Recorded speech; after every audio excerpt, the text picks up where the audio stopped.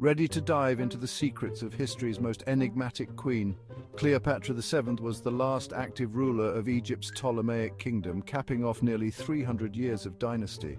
Despite her Egyptian queen status, she was of Greek descent. Cleopatra wasn't just a pretty face, she spoke several languages, making her one of the most cultured figures of her time. She's famous for her alliances with Julius Caesar and Mark Antony, vital for her political strategy. After a civil war with her brother Ptolemy XIII, Cleopatra emerged as Egypt's sole ruler, thanks to Caesar's help.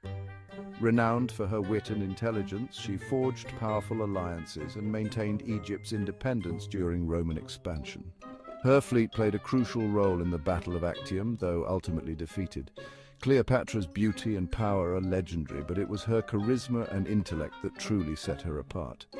Her death by asp or poison remains a mystery, and her tomb still undiscovered. Curious for more? Subscribe now for more mind-blowing history facts.